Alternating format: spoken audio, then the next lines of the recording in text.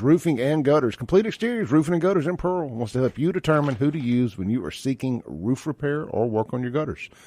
You need to choose a qualified, certified company that has a local brick and mortar building, a company that has been in business for longer than 2 years and offers a warranty. Complete Exteriors has a 4.9 Google review and has been in business for over 16 years, approaching 17 at this point. Complete Exteriors Roofing and Gutters can provide you with a professional and honest look at your roof and gutters. Complete Exteriors, quality without compromise. When you want someone you can trust, contact CompleteExteriorsMS.com. And don't forget, man, they got their Roofs for Troops rebate program. If you are active or retired military, you can get a $250 rebate on a new roofing system from Complete Exteriors. Check them out, CompleteExteriorsMS.com. Okay, I'm joined in the studio by my friend and local Police Chief from Richland, Mississippi, Mr. Nick McClendon. Nick is here to promote the National Night Out event there in Richland tonight, and we're also going to discuss some local law enforcement stuff and some statewide law enforcement stuff and just the perception of law enforcement in general. And as we go here, the phone lines will be open. If you want to call in, ask Nick a question, make a comment, put in your 2 cents, anything like that, 601-879-0002 is the Mac Hike of Flowood phone line. Or you can text a question in to the Guns and Gear text line at 769-241-1944. And that may be the way to go today in the sake of time and whatnot. All right, Nick, pursuits. That's been a very hot topic around here lately. Absolutely. And per usual, post 2016, 2015, it's depends on what political side of the party you're on. It seems to be where people fall on these things. And that I hate that. That's not fair to anybody. And our buddy Jake Wyndham made the comment after that most recent pursuit that it's not fair for the citizens of Pearl, and it's not fair for the citizens of Jackson, for people to know they can just run back to Jackson. And man, I told you, I stood up and yelled when he said that. I was like, amen. Finally, somebody said it's not fair for the citizens of Jackson either. Of course, it's not your job to defend Jackson. That's not you're not the police chief of Jackson. But there are a lot of good folks there, and that's where Jackson has a very soft spot in my heart. But we have to, we have to be accepting of these pursuits and understand that, like you said earlier, when you have to use force, it's never pretty. Right. And this is just another version of having to use force to stop a criminal. Right. Yeah. I mean, pursuits are, you always got to weigh the risk versus reward of capturing the individual. When you're involved in a high-speed chase, especially this crossing jurisdictional lines, where a lot of the times you don't have the support across that river that you have in Rankin or Madison County. So you just, but it's not fair for our citizens. Our citizens expect the Richland Police Department, and Pearl's the same way. Our citizens, our businesses expect us to enforce the law and keep them safe. That's what we're here for. That's what I'm doing as a police chief. If you come to Richland and you victimize our citizens or you victimize our businesses, we're going to apprehend you and we're going to hold you accountable for your actions. No, absolutely. So Stokes comes out and says that he wants the city of Jackson to sue the state of Mississippi in federal court on violation of 14th Amendment stuff. Right. Does that even make any sense? Now, the 14th Amendment deals with due process. Your hot pursuit or your fresh pursuit, doctrine comes out of the Fourth Amendment, the exception to a warrant requirement. It gives us the leeway to pursue across jurisdictional lines. And I've actually been involved in pursuits that's gone all the way to Vicksburg and into Louisiana where the suspect was apprehended. Pursuits, they're inherently dangerous. The first pursuit I got into in 2014, an innocent person was struck and killed, and I still remember that vividly to this day. No officer in this country wants to be involved in a pursuit where an innocent person is killed.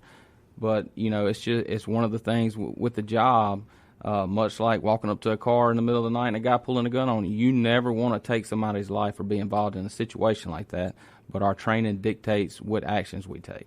All right, we got a call here on the Mac Hike of Flowood phone line. We got Derek on the line. Hey, Derek, you on there? Hey, good morning. Good morning, Mr. Mayor. How are you? Doing good. How are you? Hey, pretty good. Hey, listen, this is what people don't seem to understand about the whole Pearl incident. it's not like he did a pit maneuver and pushed the guy into the mail truck. So I really wish they would quit this whole blaming Pearl PD nonsense, because he didn't do any of those things. And we have certain techniques and certain protocol we have to follow when a policeman does a chase. He has to stay so many feet away from the vehicle. One, that's to protect him and allow him to maneuver if the vehicle makes any sudden type of moves or like all of a sudden sharp turns. So it's not like he did a pit maneuver and pushed the car into, the mailbox. So how are you saying you're going to sue them for him being responsible and he wasn't? Yeah, I think what Stokes is referring, he's going to sue the state of Mississippi to try to get the hot pursuit, the fresh pursuit law changed in the state of Mississippi, which I doubt very seriously the state of Mississippi is going to be more restrictive on law enforcement than the Supreme Court. Where I lie with this is, let's not handcuff police in doing their job. Let's handcuff these violent offenders and hold them accountable for their actions. Well, they've already done that with this anti-police rhetoric and defund the police and all this type of stuff. What more do they want? But to go along with your point, Mr. Mayor, you were talking about the Fourth Amendment. Hey, Derek, Nick's the police chief of Richland, not the mayor. Oh, I'm sorry. So my apologies. That's fine. Chief, to go along with what you're saying about the Fourth Amendment, now if they was to go up there and somehow sway a court to end hot pursuits, that also includes when you're chasing a suspect on foot and you see them go into a dwelling or a building. That's what allows you to go in after them, because you physically, in the moment of chase, they went into a structure and you're allowed to go in there without a warrant as well. That would undermine that too, wouldn't it? Absolutely. I mean, it all falls under the same doctrine of the Fourth Amendment and the exceptions. That's where it came from, is chasing suspects in the houses. That's where it initially started, and it evolved into police pursuits. I mean, it's the same situation. One's in a vehicle, one's on foot. But I've seen recently some of this anti-police rhetoric get played so much that for misdemeanor violations, I think it's in Chicago, they're not even able to engage in a foot pursuit with a suspect that flees from them. In all my 20-plus years of law enforcement, I've never seen it as bad as it is right now. But my dad used to make a saying, because he's a retired police chief, and I just wanted to tell it to you as a fellow brother in arms. My dad said at the end of the day, police, as far as police is concerned, we are all we got. And that was his biggest saying, is we are all we got. Police have to come together, because we can't expect the government or city leaders to do it. All right. Well, we hold the line between chaos and civility, so we have to change the narrative the best way we can. You're right, my friend, and through chaos comes order. That's right. Y'all have a good day. Yes. Hey, Derek, thank you, brother. Have a blessed one. Uh-huh. I think we got another caller queued up here. Let's take another call real quick on the Mac Hike of Flowood phone line. Hey, caller, you're on there with Richland Police Chief Nick McClendon. How are you doing? Hey, Mr. Nick. Hey, Clay, I just really wanted to call and say to him that, with all the crazy negative noise in the background, I want him to know that he is so appreciated. He truly is. And let me just tell you, I drive to Jackson every day to work, and the fear that hits me when I hit that county line is crazy. I get scared to even drive to work. And whenever I'm driving home and I hit Rankin County, I feel safe. And that's sad, but I'm really grateful for where I live, and I'm grateful for him. Hey, real quick before you go, since you do drive into Jackson, I want to say this. Apparently JPD has issued a statement last night. Not apparently, they did. I read it. In so many words, they're saying if you get bumped at a red light, just keep going. Yeah, I'm going to keep going. And it's sad that I'm even fearful I have a weapon in my vehicle that I'm legally allowed to have, that I'm scared to even use it in that city. That is so sad to me. It's crazy. It really is. So that's what I'm going to do. I'm going to haul tail it to Rankin County and figure it out. Well, look, stay safe out there, and thank you so much for calling in this morning. Thank you for the support. Okay, bye. Bye-bye. It's interesting to hear a female call in and say the same exact thing. They insinuate the same thing that I said about feeling like if I had to defend myself in Hinds County, that I was going to end up becoming the defendant also. Right. And that people shouldn't live like that. Mm. Do you think, let's circle back a little bit to the popular phrase right now is the root cause. Are you seeing a spike in these pursuits I'll just go back to this post-George Floyd stuff.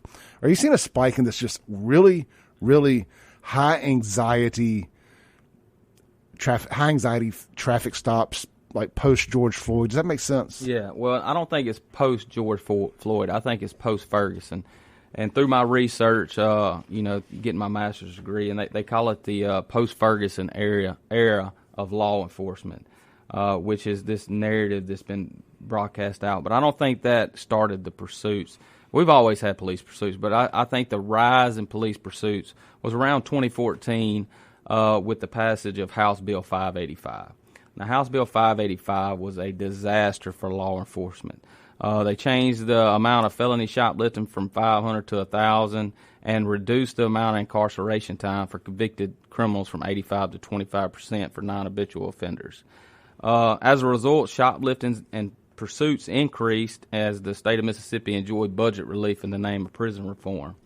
So I think that was an unintended consequence of releasing a bunch of individuals out of prison for serving 25% of their time. Now these guys are back on the street, going to commit shopliftings. We're trying to stop them, and they're fleeing.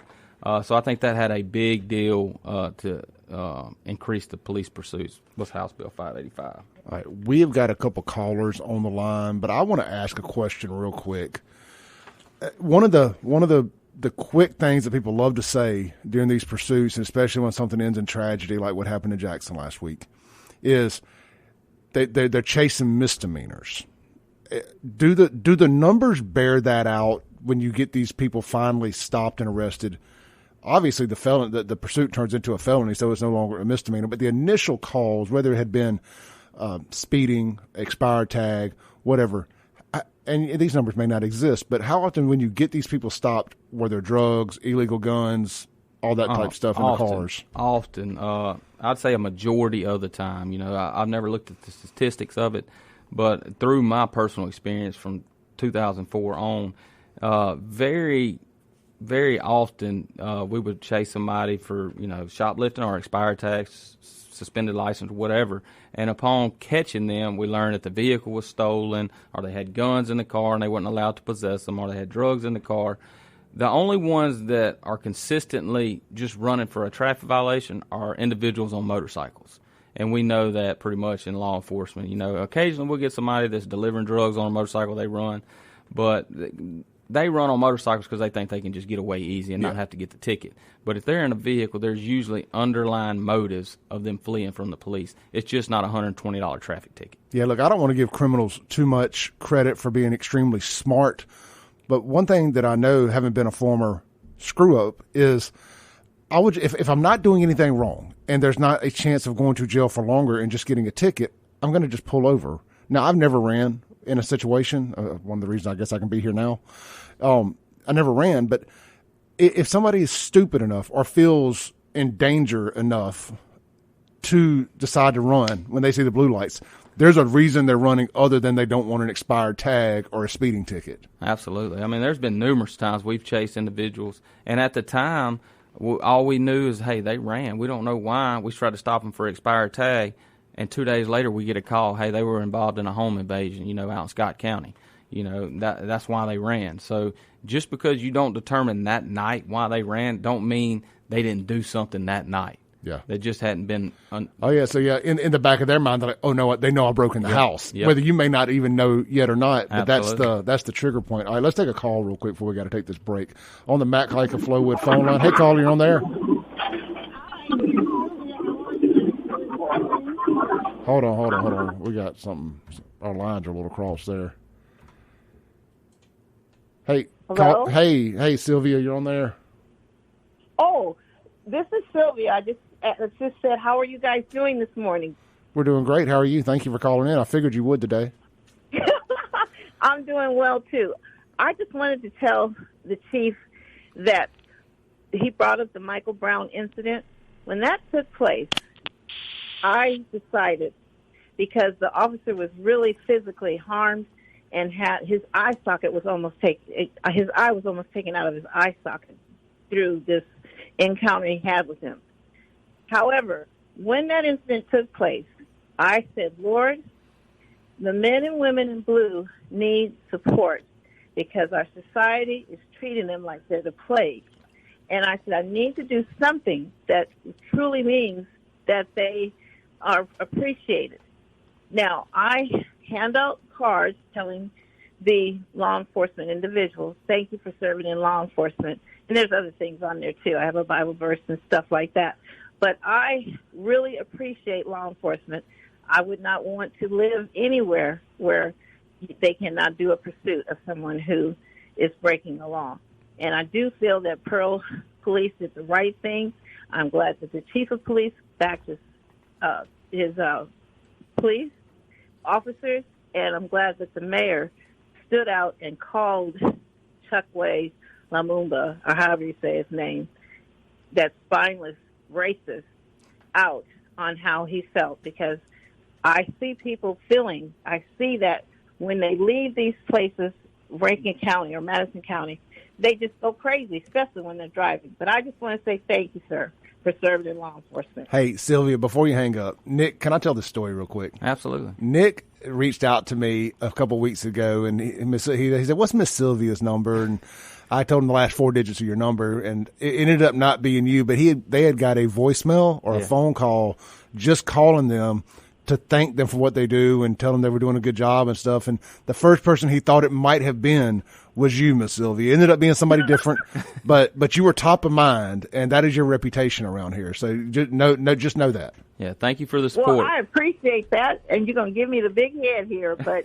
I want y'all to know that I don't believe a police officer wakes up in the morning and says, I'm going to shoot somebody today, or even say, I'm going to shoot a black person today. I believe that when law enforcement gets up in the morning, the first thing they say, pretty much, Lord, help me do this job right and help me come home this evening. That's right. My prayer every morning is not for me to lose an officer due to violence in the streets. Yep. Yes, due to violence. In Richland, we recently lost an officer, and that was just very sad. And I pray for that family, because losing anyone is difficult, but losing someone in law enforcement is just that much more difficult. All right, Miss Sylvia. But I do want to say thanks.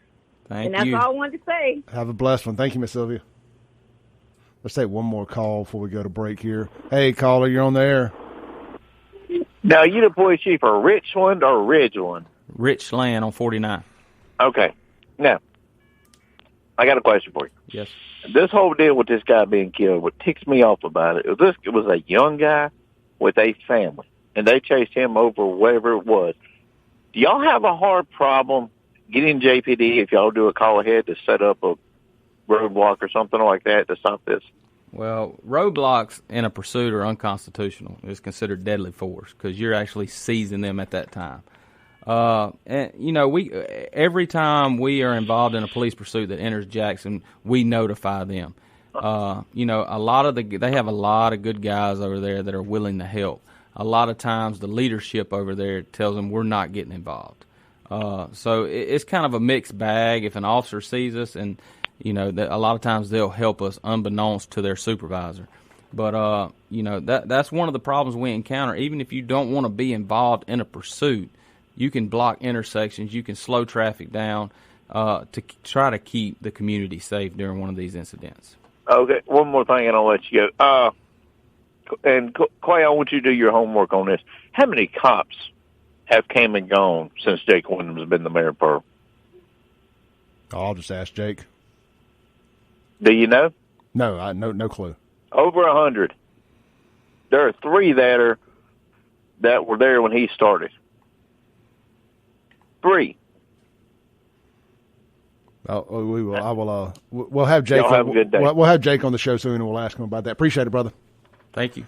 All right, we're going to take a break real quick. You're listening to the Clay Edwards Show. I'm joined in studio this morning by Nick McClendon, Richland Police Chief, and that is Richland on Highway 49, not Ridgeland.